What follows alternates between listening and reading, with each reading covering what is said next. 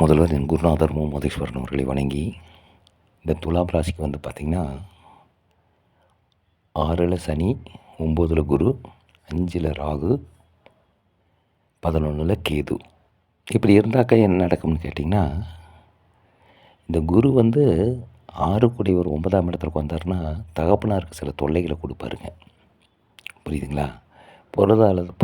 பொருளாதாரத்தில் கொஞ்சம் நெருக்கடி கொடுப்பாருங்க. 6ல் இருக்கிற சனி வந்து பார்த்திங்கன்னா கடன்களை கட்டி நாணயத்தை காப்பாற்றி கொடுப்பாருங்க. நல்லது தான் பண்ணுவார். இந்த 5ல் இருக்கிற ராகு பூர்வீகத்தில் ஏதோ ஒரு பிரச்சனைகளை பண்ணி நல்லது பிரச்சனை பண்ணாலும் உங்களுக்கு நல்லது தான் நடக்கும். ஏன்னா இந்த ராசிக்கு வந்து அவர் பார்த்திங்கன்னா ரொம்ப நல்லவர். கேது 11ஆம் இடத்துல இருக்கிறது ரொம்ப நல்லதுங்க. 11ஆம் இடம்னு சொல்லக்கூடிய உபஜயஸ்தானத்தில் கேது இருந்தாருன்னா ரொம்ப நல்ல முன்னேற்றங்களை கொடுப்பார்.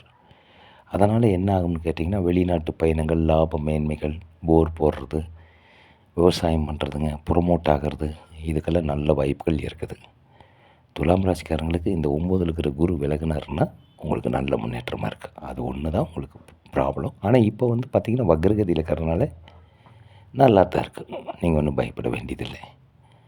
ஆர்டிக்கல் எழுதிட்டு இருக்கிறதுனால வீடியோ போடுறதுக்கு சிரமமாக போச்சுங்க. கைடு கொஞ்சம் லேட்டு, மன்னிக்கவும். வணக்கம்.